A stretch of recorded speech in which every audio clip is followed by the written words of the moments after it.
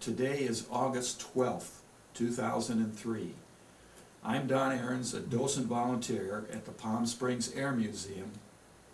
Part of our mission is to record and preserve the history of World War II in conjunction with the Veterans Oral History Project of the Library of Congress in Washington, D.C.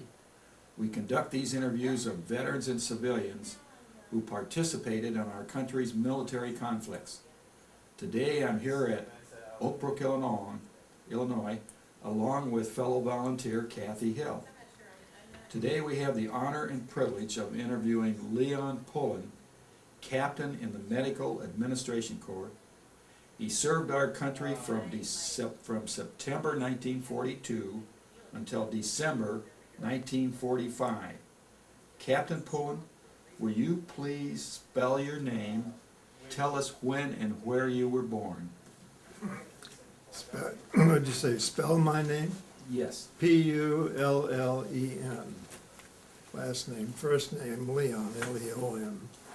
And I was born in Portland, Maine. What were your parents' names? My father was Leon Cecil, and my mother was Julia Mellon Pullen, M-E-L-L-O-N. Were they American citizens, or did they come? No, they were both born and brought up in the USA. My mother's family came from Ireland, so her parents, and my family in the USA goes way back to the 1600s. The town you were born in was what size? It was about 85,000, real nice, fine city right on the East Coast. Do you remember anything about your early years there, like preschool or early grade school? Pretty much, yes. Spotty here and there, but the school system was excellent, and the schools were within walking distance from where we lived and so forth.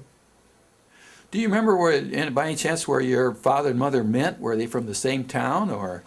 No, well, at the time they met, he was living in Portland and working at the U.S. Marine Hospital, and she lived in Portland also, and exactly how they met, I'm not sure.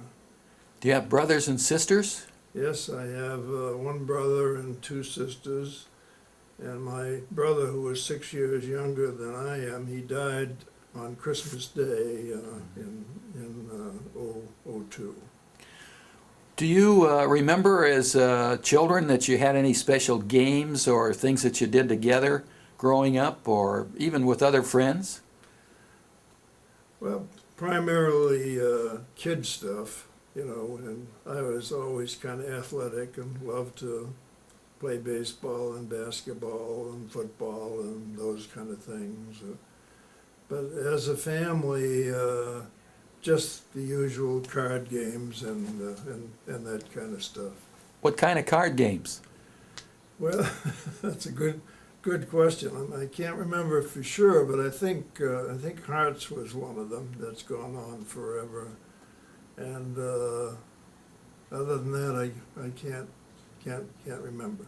Did you have a favorite teacher in like grade school or high school? Yes, I did in the 8th grade. She was the principal of the school, and she's the one who kind of straightened me out. I was lazy and really didn't work hard at it, and so she called me in one day and she just gave me the devil. Said, look, you have all this ability and you're not using it. You ought to get to work and use it. It shook me up, and after that I paid attention and went from there. Do you remember her name? Yes, Jackson. Miss Jackson will always remember. And I've always felt guilty that I didn't go back and talk to her after college or something and tell her how much I appreciated her kicking me in the seat. It did me some good. In school, you mentioned athletics. Were you on some organized teams? And did you have a favorite sport? Or In high school, I was on the basketball team and the football team, and also in college on football and basketball. in what position did you play? Well, in basketball, I was a guard, and in football, I was an end. And in those days, you were the ends in football. The football teams were both offense and defense. You didn't have two different teams. What was the name of the high school? Deering High School, Deering. Did you have any special games that you remember that you won or lost or were kind of a highlight? Yeah, lots of them. One of the most interesting one was a football game on Thanksgiving Day. Our rivals, key rivals, were Pullen High School, and we played that game, and we won it 31 or 32-2, but the score was on the other side, I don't remember. But one of the interesting things about that game, and my teammates brought it to my attention, that every score that our team made, the man who made the score, the number on his back was that number. And we won 32 to something, and my number was 32, and I made the last point to get to the 32. So that's the one I'll always remember. And we won the game big, and we were very happy. In high school, did you have special subjects or that kind of steered you toward college? Well, in general, I took college courses, and I can't remember what they were. I had decided I was going to go to college, and this teacher told me I was going to go to college, and you got to get going and get the right grades to get admitted and so forth. How was the community atmosphere? This is kind of during the Depression period. Did everybody work, and did you work at all, or? I worked every minute that I could when I was in high school, or probably even in junior high school. If I could get a job for a few hours or a few days or a few weeks, I always took them, and I did every kind of job you can imagine. Tell us about some of them. Well, the college ones are the ones that are kind of interesting. In the summer, I had several very interesting jobs. One was I worked for the state health department as a restaurant inspector, and I traveled all over the state and would inspect restaurants from a sanitary point of view. And I can tell you, I was shooken up by the terrible unsanitary conditions that I would find. And my job was to point it out, tell them how they could correct it, and write a report and send it to the state. That was a fascinating job. Another job that I loved and had great fun with, I worked this time for the state again, but this time the agricultural department, and I was a blueberry inspector.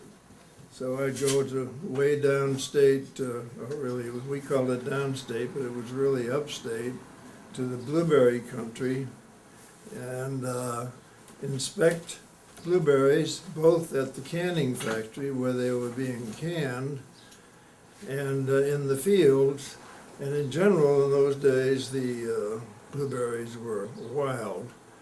And the reason that this job existed, in those days the blueberries would be canned, and the women would open the can to make a blueberry pie, and they'd find these white maggots on the top of the can and throw them out, and it was killing the blueberry industry in Maine. And they found that if the farmer would put certain chemicals on them at a certain time, there wouldn't be any maggots when they were canned. So our job was to inspect the blueberries that were brought into the factory, and if they had a certain count, they would not be accepted, and the poor farmer would have to throw them away or figure out a way to get it to another inspector who might pass it or whatever. That was a fun experience because I got to know the down east Mainers. See, I lived in Portland, a big city like Boston or whatever, and the down east Mainers are fascinating people, good people, honest and smart, but obviously they wanted to sell their blueberries. And they'd say to me, look, I eat those maggots, they're good, I like them. I'd say, look, so you do, but if a woman opens a can and sees them there, what do you think she does? She throws them out. So the job was education and inspection, and a lot of fun. I enjoyed it.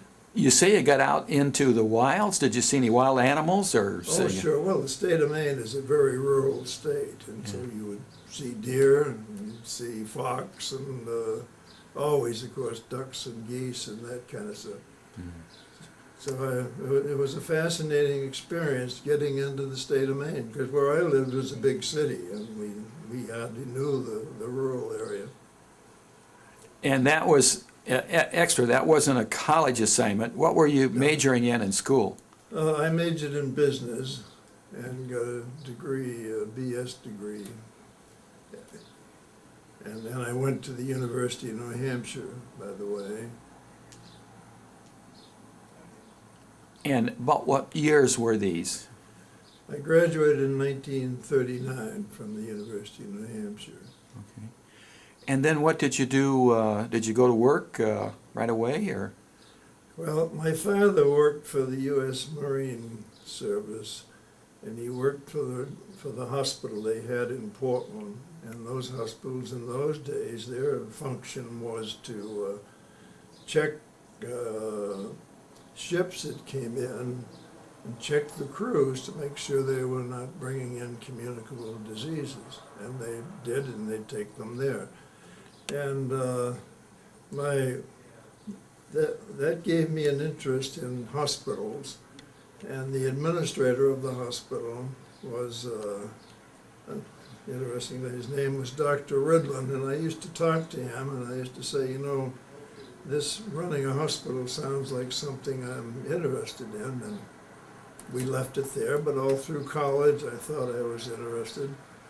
And when I got out of college, before I got out of college, I went to the Pennsylvania Hospital in Philadelphia to meet the administrator, because I had heard that he had a program that was called an administrative internship, and you could spend a year with him and work in the various departments of the hospital. Then I thought that's what I'd like to do, and he and I talked it out. And he said, well, I'd love to take you, and I will take you a year from now, but I can't take you this year because I have one assigned. So he says, let's us make that as an agreement, and then during the year we'll communicate and so forth. So I went back home, and Portland was a good-sized city. We had a 350-bed hospital, the Maine General Hospital. I made a date with the administrator. I'd never met him. Told him who I was, told him I had this arrangement with this guy named John Hatfield, who was the fellow at the Pennsylvania Hospital. And I thought I'd like to, in driving home, it occurred to me I could do it in this hospital right here. But my proposal is that I work for a year with you if you rotate me through all the departments, and my pay be zero. No pay, I'll find some money on the side. But it would be very helpful if you would furnish me with board and room. So he says, well, I'll look into it and I'll talk to you. Call me up the next week, and he says, I talked to the board of directors about you, and they said to me, look, when a guy offers to work for free, take him. That's great. So for the first couple of months, that's what we did. And then the administrator called me in. He says, you know, we're taking in a bunch of interns and residents here soon, and our living quarters are limited. And I suggested I pay you $15 a week and that you live at home, or live wherever you want. I said, that's fine. So that's what I did, and I stayed there about 3 years and became a junior assistant, senior assistant, and went on from there in the hospital field. at that time, had you had your first car, or where did you get your first car, and what was it? What kind? In 1941, 2 years after I got out of college. Oh, while I was in college, by the way, I worked my way through college too. I bought a Model A Ford for $60, put 4 new tires on it, and that was my last 2 years in college, and I didn't know anything about mechanics, so I took it to our fraternity house, and many of the students at our fraternity house were from small towns in New Hampshire, and they were all good mechanics. They knew what to do. So I said to them, look guys, I'll let you borrow the car once in a while, or take you with us once in a while, but your job is to maintain it. I don't know anything about it, and I don't want to know anything about it.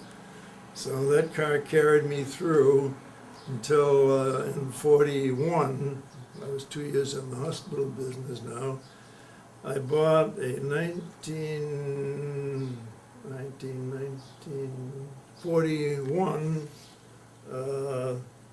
Plymouth two-door. And I had that all the way through, I left it with my wife all through the war. And when I got home, we used it for another year or two and then moved on from there. What was the fraternity?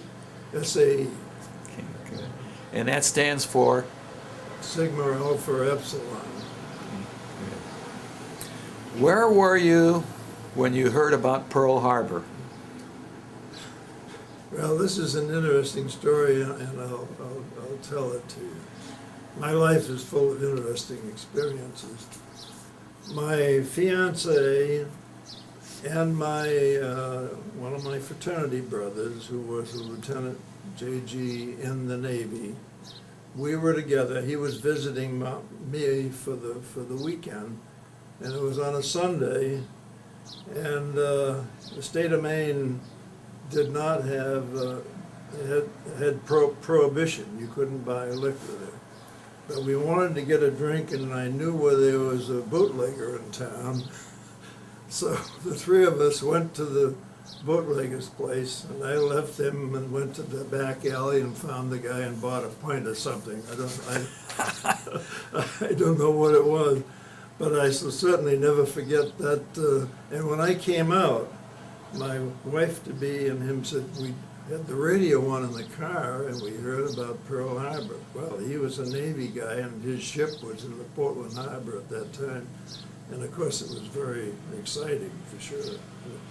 So I'll never forget that, of course. And I've told most of my friends, after all, where were you when you heard about Pearl Harbor? I was at a bootlegger's place trying to get some booze. Oh, that's great, Leon. Did that get you thinking about the service? Were you going to be drafted, or did you enlist? Yes, it sure did. And I thought, now what am I going to do about the service? And well, the first thing I did was I thought, well, I was strong, tough, good athlete. I ought to be a Marine.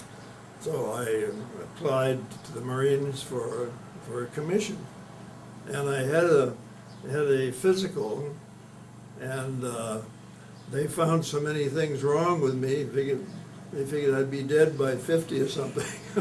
All kinds of funny things that meant nothing. Varicose veins. Well, hell, here I am, 87 years old, and going strong, and a little crook in my spine. And so they turned me down, and I thought, well, what now? Well, the hospital, the main general hospital that I was working with, they had a reserve unit called the 67th General Hospital. And with this war stuff coming up, they were immediately trying to call the reserves, and they had a lot of holes to fill in that unit. And I applied for a direct commission in the Medical Administrative Corps. Well, and it was accepted, and I joined that unit, and in let's see, September '42, a year later, we were called, and went from there. Where did you go? Into training? Or? Yeah, we went to Fort Bliss, Texas, and had a 3-month Army orientation, and from there we were sent overseas to Taunton, England, where the English had built a barracks type 1,000-bed general hospital, and we took it over and ran it. And I stayed right there for 3+ years. What was your first impression of the British? Excellent. British, fine people. I knew them all well. For the 3 years I was there, I had good friends. I was invited into their homes, and had friends that would take me to play tennis or go hunting or go fishing. I think the English people are great people, and I still do. Were you married at that time, Leon? Well, I was married in 1942. Well, in fact, I was married. See, I wasn't married when I was on getting the bootleg liquor. Okay. So I was married in April of 1942, and I went in the service in September. So the long answer to your short question is yes, I was married. And what was her name? Nancy Cronin. Okay. And was she in England with you then? No, Okay. no, we couldn't take anybody. We were shipped overseas like everybody else, and you know, in those days it was, what was that kind of letter? I want to call it email, but it was the type of letter that we would send, and you couldn't tell where you were and what was going on and so forth. But American people are very ingenious, and somehow or other our people found out where we all were, and the word got around and so forth. We'll stop just for a second, take a little break there. Okay. Can you tell us about the hospital, the kind of challenges that you were faced with, medicine, equipment, staffing, and most of all, the treatment and the kind of treatment that you did? I assume it was all military. And Yes, we only took care of military. In the beginning, when we first got there, of course, we had no people who had been wounded in the war. Our early patients, most of them were these farm kids we were talking about, who was driving a Jeep and hit them. In those days we didn't have seat belts and so forth. We'd get 8 or 10 or a dozen Jeep accidents every day. These kids all knocked to the devil. Remember, they had no seat belts or whatever. And remember, we were there for almost 2 years before we had any military patients. But the night of the invasion, see, we were on the west coast, practically on the west coast of England. The night of the invasion, we saw the planes going over, and we knew they were filled with parachutists, and we saw the gliders going over. And before morning, we had 3 patients from the invasion. And how did they get here? Well, they're getting ready to jump out of the plane in their parachute, and they got hit and fell back in the plane, and they were back to our place in less than an hour. So we had 3 patients from the invasion immediately. That I think is quite interesting. But the medicine of interest to me during that war was this. Very quick, we had a 50-bed GU ward, which was GU being syphilis and gonorrhea and so forth, and it was always filled up in no time. And as soon as penicillin was made available to us, and we were a month or 2 after the people right on the field hospitals. They got penicillin first, but we finally got penicillin. And one of the most remarkable things I ever saw, we had this 50-bed GU unit, we called it, filled with patients with venereal disease, and within a month it was empty. Just like that. Penicillin, fabulous. I'll never forget that. And think what that did to our military, to our fighting guys who were getting wounded. No infections. Those penicillin was one of the greatest things that I remember about the war, for sure, I'll tell you. Were the venereal disease all from the local girls or the British, Well, or? I would assume, because Yeah. our guides had no other place to go. And we're in a town, Taunton, maybe 40,000, 45,000 people, so there were plenty of girls for these guys to find. And of course, both married and unmarried, because all the English guys, any able-bodied Englishman, boy, he was in the service, as Yeah. you know. So these guys found plenty of girls, sure. In the area were you in, were there any bombings, or did No, you experience any of that? Or? Not directly. Oh, there were a couple that were accidental, that fell within a mile of the hospital and so forth. But my experience with the bombings was in London. See, I used to go to London at least once a month. It was 130 or 40 miles away. And the big blitz was history. That was before. But first time that I ever saw or heard of these buzz bombs was I was in London. And the buzz bombs, as you may remember, were the kind that putt and flew along, and when they ran out of fuel, they'd drop and bomb and hit or kill whatever. And it was almost funny to watch them. But a friend of mine and myself were there on a weekend, and he was in one hotel room and I was in another. He and I were out, and we came back, and his room was just a big blank. One of those that hit right in there and knocked his room out completely. But it didn't. But it did not blow up the hotel. It just took his room and several others. Now what was the other one? The E-bomb, is that what that was? The one that when they got the jet power, they'd send over these jet bombs. Now those, you'd hear the zip, boom, and you'd see over there where it hit a place, and it was much more powerful. It would knock out a bunch of rooms in a hotel, but it didn't do it all. So that was my experience as far as the bombing and so forth and so on. So, did you go down into a bomb shelter, or did you spend time when the sirens went off? You'd head to a shelter? Well, or? we were supposed to, Yeah. and we were young and we weren't afraid when we were stupid. But I think I did go in once or twice because I just wanted to see, and there'd be people in there, but it was nothing like the Blitz. These things, you had no warning. One of these E-bombs, boom, boom. But those little putt things, there was warning, and you'd see them. You'd see 3 or 4 of them in the sky and coming in, and you never knew it was going to drop on you or over there. And the English people had so much terrible experience that these things really didn't mean much to them. They practically ignored them, and some people would go into the bomb shelters. And as I went in, I just wanted to see what they were.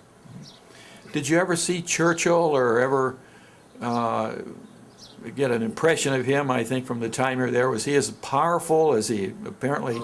Fabulous guy. I had great respect for him, and I still do. And I've heard him speak. I'd be in a crowd and hear him speak, and he was a fabulous speaker. But I'll tell you an interesting story about Churchill. The English people loved him. And I used to go to a local pub, and I knew all the local people, and when you talked about Churchill, you know, they adored him. So I was there when the war ended, and they had an election, and he lost. And I said to my friends in the pub, how could that be? And this is typical of the English guy. Well, it was time for a change. I couldn't believe it. Lord Almighty, I'll never forget that. And then, as you know, a year or two later, he was elected again, and so forth. What did you have in the pub to drink? Do you remember what's your favorite? Bass ale. Bass ale, huh? Oh, and you know, the pub for the neighborhood social center, and both the big people and the little people in town would go in there, and they would socialize together. And of course, darts was the big sport there. And I became a very good dart player. And when you played, if you won, you'd get a free beer. Well, I soon found that I couldn't drink all the free beer that I had to shut it down. And by the way, darts has been one of my favorite sports all my life since. And all my kids, I've taught them to play darts. And at our cottage up in Michigan, we have dart boards and so forth and so on. So the English taught me how to play darts. At that time, in getting letters from home, you were married, did you have children, and No. what were their names, or No, just? no, we had no children, because we were married in April and I was gone in September. Okay. In the hospital, as things picked up, did you get to the point where you had it full? Oh, yes. And what was it, a kind of treatment that you have? Did you have like a burn center for pilots or ground Right. troops, or? Well, in those days, we really didn't have burn centers as such, but we had medical wards and surgical wards, and they were generally 50-bed units, all barrack type, and the entrance to the one would be 4 or 5 private rooms for the very sick, and the rest would be a wide open ward. But we had some excellent physicians there. An interesting one on that, neurosurgeons did not exist at that time, or practically did not exist. And that became a specialty that was so important, you know, the nerves and being a guy losing his leg, and when they try to attach something, they'd have to do neurosurgery to do it. But what was done was the general surgeons, the best ones, our commander would say, Bill, you and Joe, you got to learn neurosurgery. You got to go to London for a month, and you got to get back here and put these guys all together. And that was one of the things that I remember the most, was the development of neurosurgeons. And on that score, we had a young surgeon from Chicago, was very, very good at neurosurgery. They even send patients in from other hospitals for him to work on. Well, he came back to Chicago and he tried to start a practice in neurosurgery, and he couldn't. The work wasn't there. Nobody, the other physicians and surgeons didn't realize the importance of it. So he just went back to general surgery. And I saw him 15, 20 years ago, and asked him about his history, and he said, "No, I couldn't do neurosurgery, couldn't get the work." So he was a general surgeon, and that was the most interesting one about the surgical specialties. You know, we have so many subspecialties today, you can't count them, but in those days we had very, very few.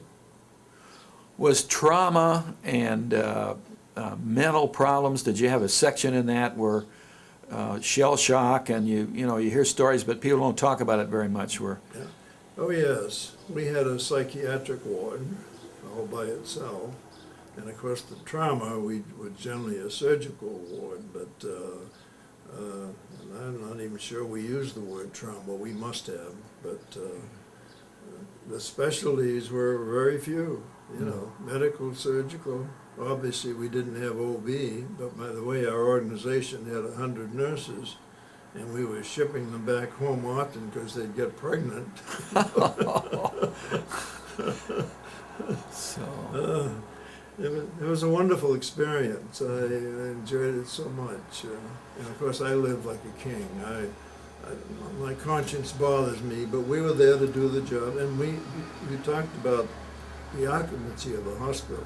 Well, within a month, that hospital was filled with 1,000 patients, and stayed filled until the war ended. Mm-hmm. And of course, we had other hospitals around in England, and of course in Europe, we'd set them up, in France and so forth. And we shipped some of those with the worst stuff back to the USA, where we had some good, had our best surgeons and special surgeries and so forth. You mentioned you had the first three casualties from the D-Day invasion. That must have ballooned. How was that to go through for that week or something? Or did you get a lot of... Oh, yeah, all week, all that week, we were having the ambulances out to the airport to pick up these guys and bring them in. The exact numbers I don't remember, but I'm gonna guess within a month or 6 weeks, our hospital was filled up with 1,000 patients. And that's a big hospital, as you can imagine. You mentioned that your job was administration, and I'm not quite sure you covered what you did in that hospital. What were your responsibilities? Well, in the beginning, with all the guys to pick, I was originally a commander of enlisted men. We had 500 enlisted men, and I only had 90 days training on how to drill people and that kind of stuff. And so 4 or 5 or 6 months, that was my job. I had how many? 500 enlisted men, and incidentally, they all came out of Texas, and most all of them were Mexican Americans, and we had a hard time with language, and hard time with these young guys getting into the booze too much and getting into fights and so forth. So that was the beginning. Then I did some work in the true administrative area, but for 1.5 years, or close to 2, I was the mess officer. So I was in charge of feeding 500 enlisted men 3 times a day, 100 nurses, 50 doctors, and then 1,000 patients 3 times a day. That was a massive feeding problem, as you can imagine. And the only interesting thing that I can remember about that was when we had holidays, we wanted to get turkey, of course, and of course it was awfully hard to get.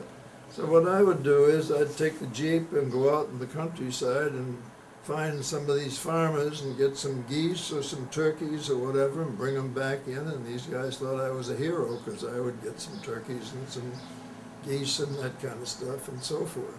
What were some of the menu entrees that you did? Spam, did you ever, was that a big item? And how about SOS? Right. We had them all, but again, I figured out ways to get a lot of fresh fruit, fresh vegetables. I'd go out in the countryside and get, and of course what are those little berries? Little cabbage, what do you call them? Kohlrabi or? No, that's not. Anyway, I'd go out, yeah, and I still love them. And what was the vegetable that everybody hated? It doesn't come to me at the moment. And everybody hated it, and I loved it, and I still do. But that was part of the fun, to go around the countryside and find some special food. And I'll admit that I don't know, say cheating, but I'd get so little, I'd bring it home and serve it to the officers, you know. Yeah. And I was also in charge of the officers' mess, which we had about 100 nurses, 50 doctors, and about 10 or 15 of us administrative guys. And did that differ a lot? I'm sorry. Something that I found most interesting with the officers' mess, I met an English fellow, and this English fellow had slot machines. And he says, you know, I got an extra slot machine. If you'd like to have it, I'll give it to you. And I said, fine, I'll take it. So I took it and put it in our officers' mess. And that's where I learned something big in my life, that gambling is the worst disease than booze and all the other stuff. And these nurses and doctors would stay by that machine 24 hours. It was just an unbelievable thing to see. And the machine had a setting on it. You could have a setting where the house made 95% of the money, or you could bring it down to about 40 or 35 or 40%. And I always kept it at the lowest point. But these people and this is officers, nurses, and doctors, payday, go and get a lot of money and pour it all in there. I used to lecture to them. I'd say, for God's sakes, how can you be so stupid to do that? But gambling, and I'll get on my sermon suit now. This gambling in the USA today, in my opinion, is outrageous. It's out of control. All of these casinos and all of these and these lottery. I think I predict it'll one day ruin this country. We'll have so many people who are addicted to gambling. That's, and I say that often. You spent the whole time in Europe. Did you come home for leave, or did you get back? Never. No, we were there 3 years, and I stayed a few months longer than my fellow officers. But I did get into Europe a few times. I had a college fraternity brother who was stationed near London, and he was a pilot, and he would come down and visit me in Taunton almost every month, and he had all the privileges in the world. He'd say, "Well, you want to go over and see the fighting in England?" I'd say, "Sure, let's go." And we'd go over, and we'd get to a certain point, and he'd see those shells popping out there. He said, "I don't think we better go any closer." But there it is. You can see them shooting at us. And as we pushed them back, we'd go over and get into France, or even in Germany at the very end, spend a day or two there, because you Air Force guys, you you had all the great privileges, but as far as I'm concerned, they deserved it. Poor guys.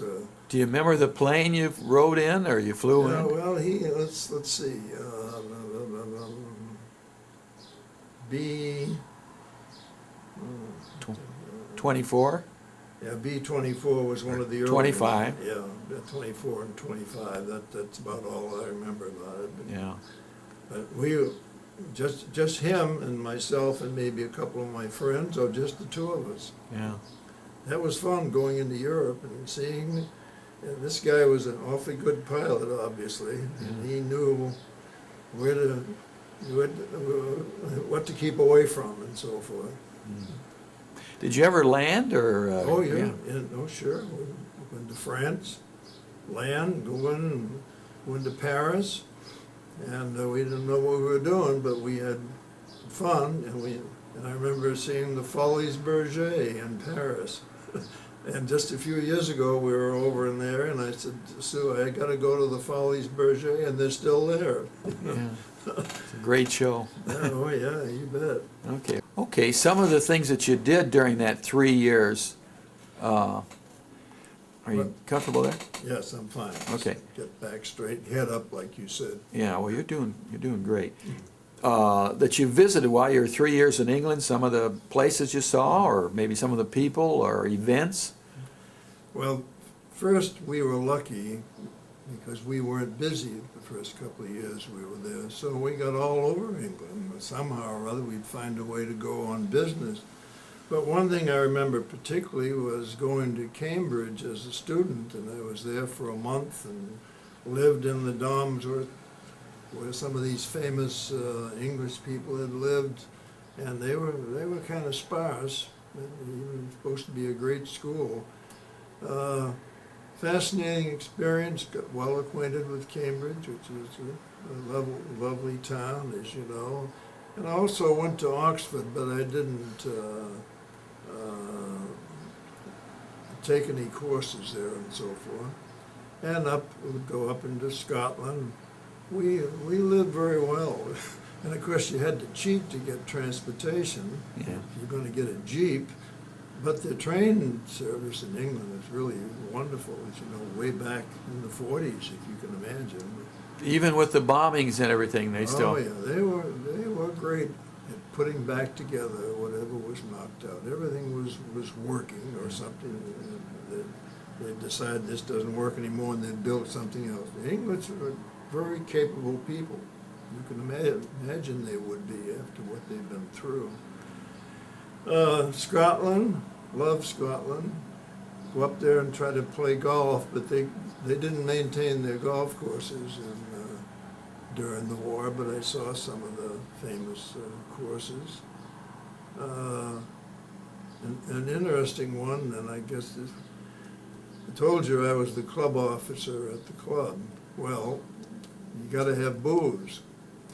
Well, how do you get booze? And it was my job to get it, and I scrounged around. I found a brewery within 10 or 15 miles of where we were, and I went there and spent a day with the guy who was president of that brewery and told him that I had these 150 officers there that were dying for booze, and after several visits, finally, I'd go out there on Friday afternoon, and he'd say, well, today I can let you have 5 bottles of Johnny Walker Black Label. And I said, oh boy, I'd take it and go. But I'd have to drink all afternoon with this guy to get those things.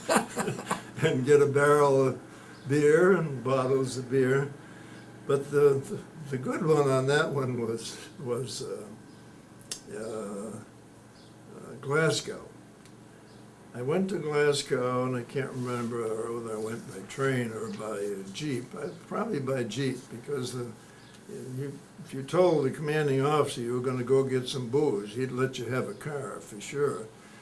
So I went there, and I went to the brewery of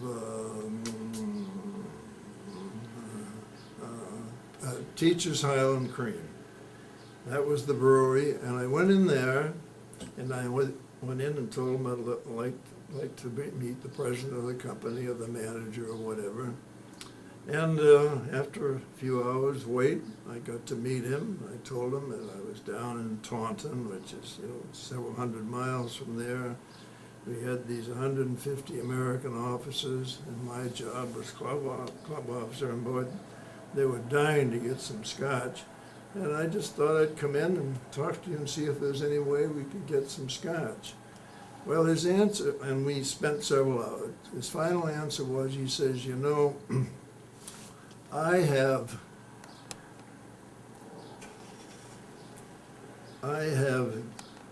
made scotch available to some American officers who've come here over the last 2 or 3 years. And I kept hearing stories about never got to the offices or whatever, and so forth and so on. Or I ship it to a guy and he was gone. They kept moving them in and out. So he says, I've kind of given up on that, and I don't know how to handle it. And we talked for a while, and finally he says, you know, I have an idea. Why don't I sell the scotch to you personally, and then you make it available to your club people? He said, in that way I'm dealing with one person and I know where we are and so forth. And we negotiated for a while, and he says, well, what I'm going to do is I'm going to ship you a case of Teacher's Highland Cream every month as long as you're in England. Now you think about that. Boy, I'll tell you, the officers down there, they would line up, they'd want to buy it from me, whatever. And I'm sure I cheated a bit, I'd probably take, but I really didn't like scotch at that time. I went over there being a bourbon guy, so. but I got one every month that I was there from there on, and then I was transferred to London, preparatory to shipping me back to the States, and I was there a couple of months alone, stayed in a hotel or whatever, and I would still get my scotch. I could go to the teacher's place in London. Oh yes, Mr. Pullen or Captain Pullen, here's your scotch, and that was one of my great accomplishments. Did you ever see him after the war, or when you went back over to visit? No, but I went up there once or twice during the war, just to have a couple of drinks with them and thank him and tell him how much our people appreciated it and so forth. And he didn't want anything in exchange, like penicillin or anything like that? Not a thing. Generally, English and Scottish people, I think they're very high class. Yeah, for do business. When you came back to the United States for the first time in 3 years, what did you think? Did you see the Statue of Liberty, or did you go directly into? I came back on the brand new aircraft carrier.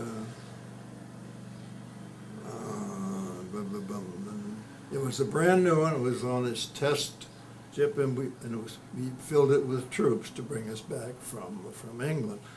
The Lake Champlain was the name of the aircraft carrier. It was filled with 7,000 or 8,000 troops on it.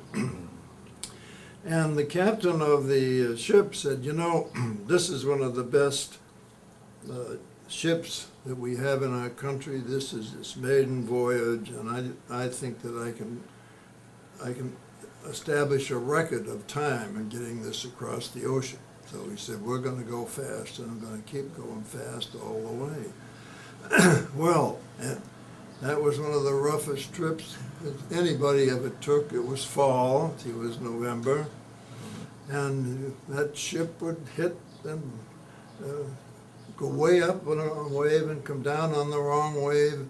And when we got back to, and it did set the record, and when we got back to England, it was announced that we set the record, and when you looked at the front of that ship, you could see where that ship, the bow of it had a big bend in it. But, and we asked about it, and the guy said, well, what are they going to do with all these ships after the war? So what, it's ruined, throw it away.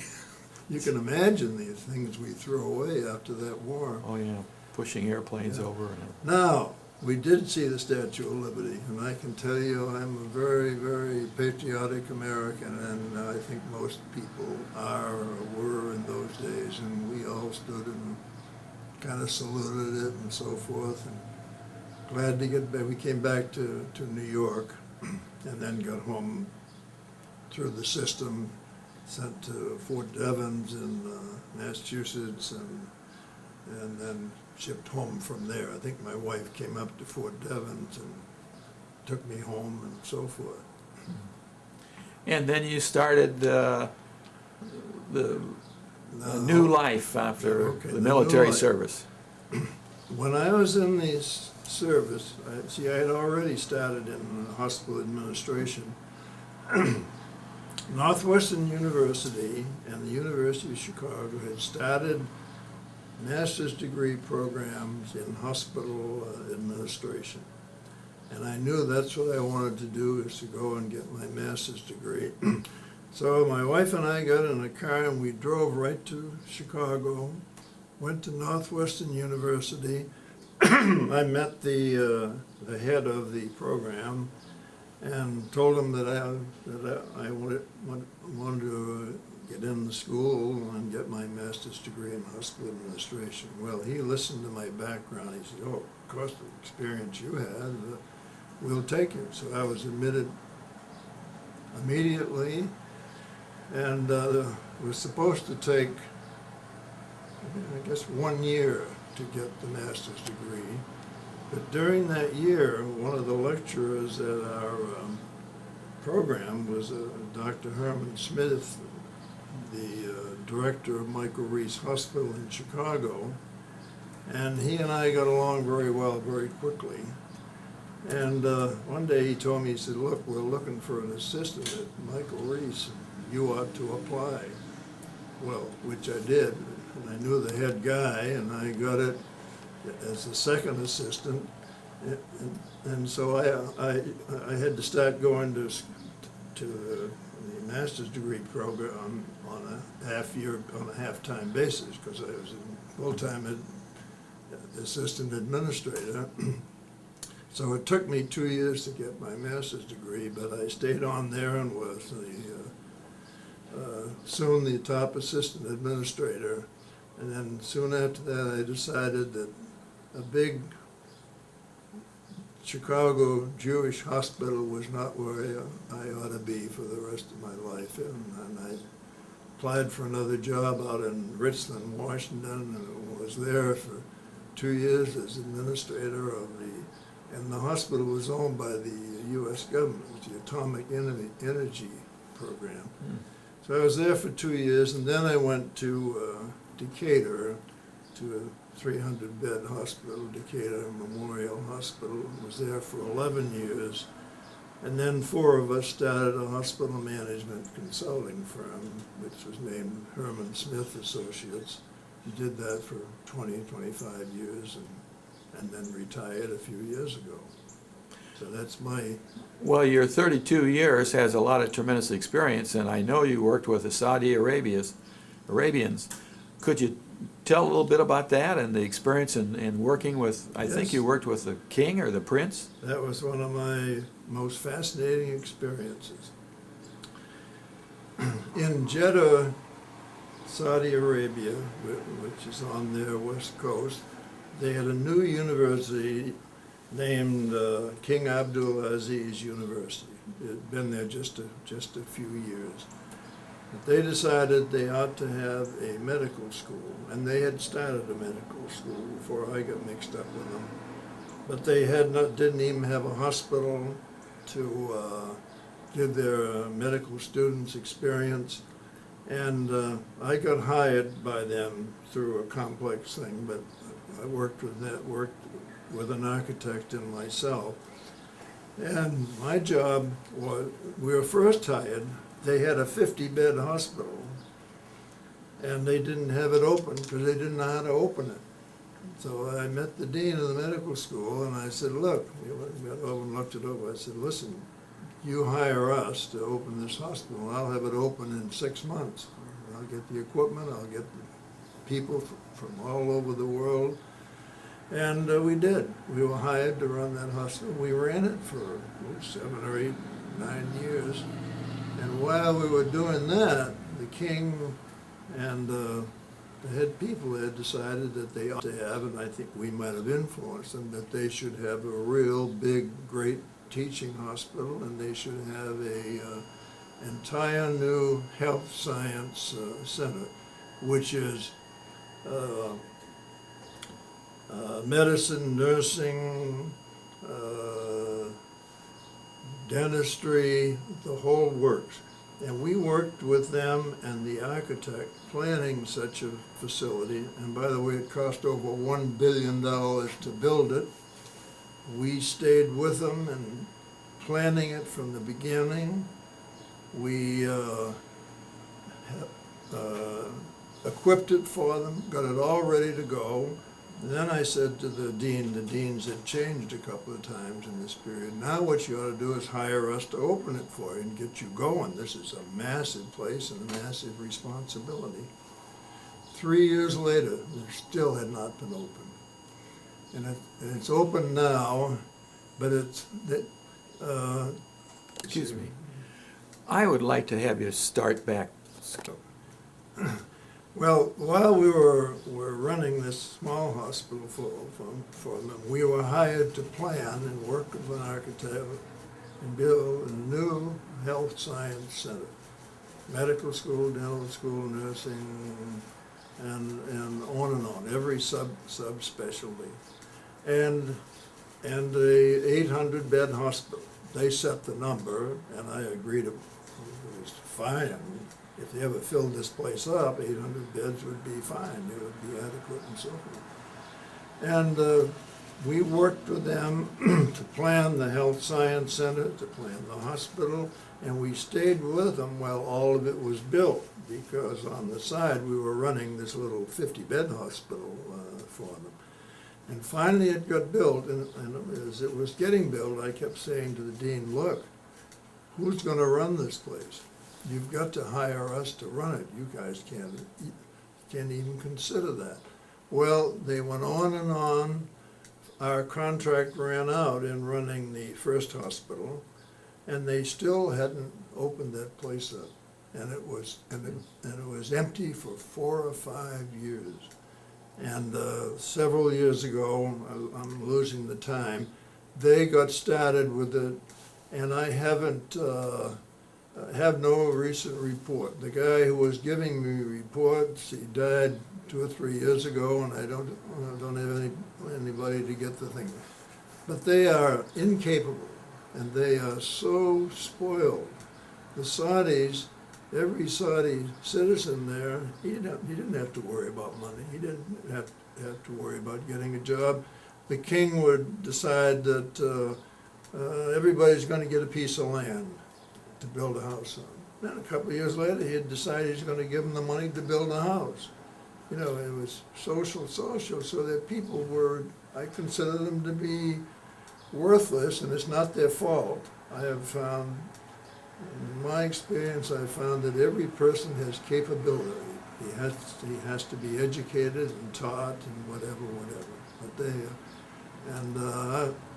and it was sickening to see the administration of that country. These princes would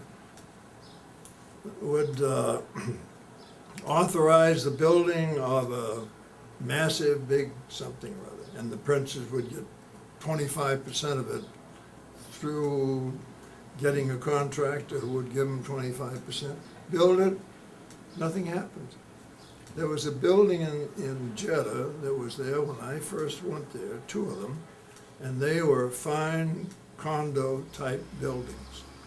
And they were never opened in the time that I was in that country. They were built for the people, and nobody knew what a condo high-rise building was. These people were Bedouins. They lived out in the desert and so forth.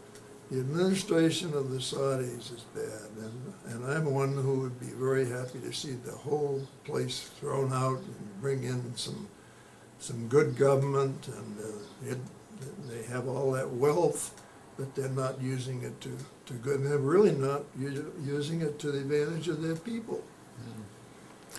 You have a lot of personal wealth in your family, and all of your children and grandchildren, again, combined with Sue.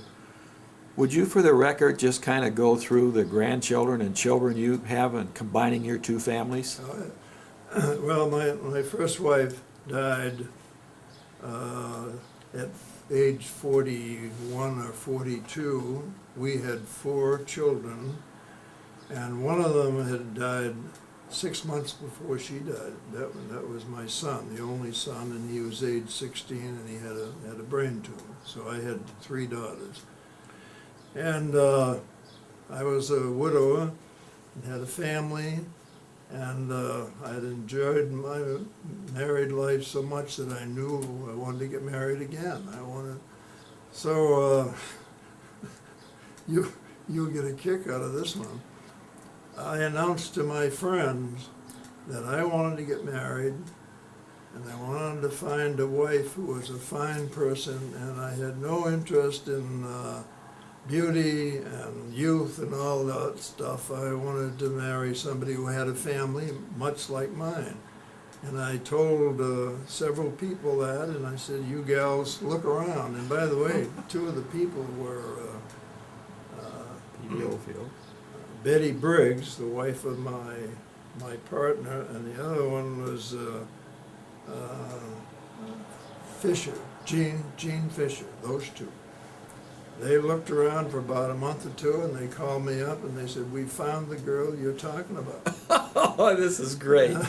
Unbelievable, and they did, and they found Sue, and we had a date. Our first date, we went bowling and whatever, and Duncan Fisher was a part of that group that night.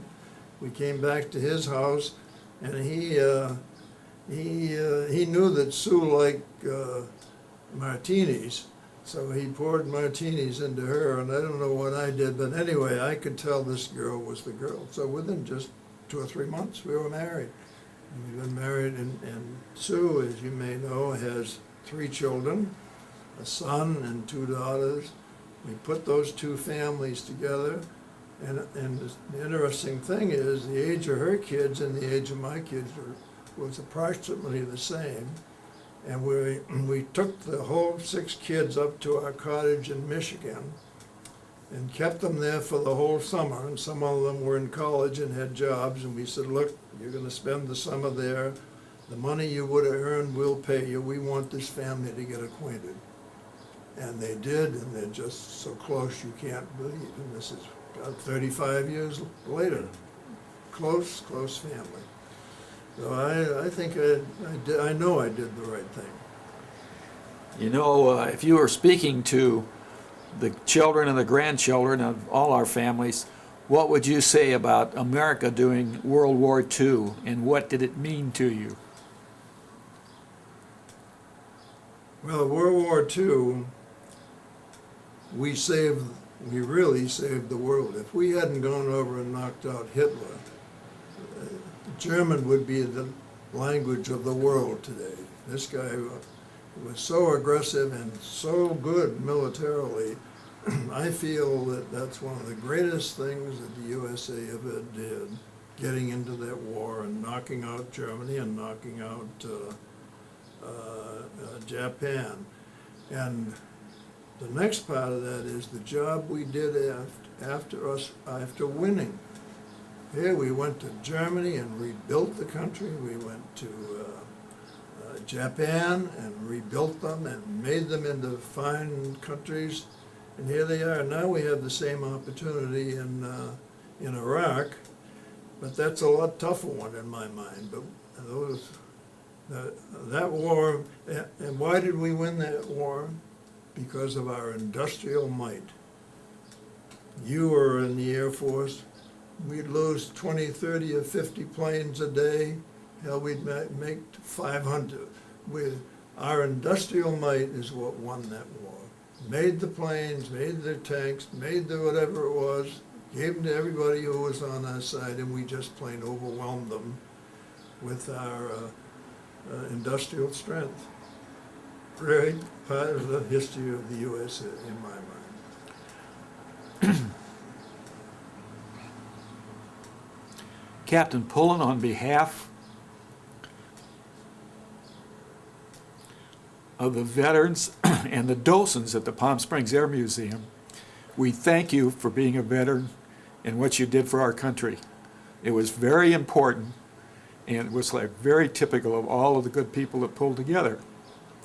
It's been a terrific interview, and I hope you'll be pleased with it when you get it. And the written part of it will be sent to you, which will come off the tape in this tape, and then you can add anything that you may have missed or that you wanted to put in there. Thank you very much.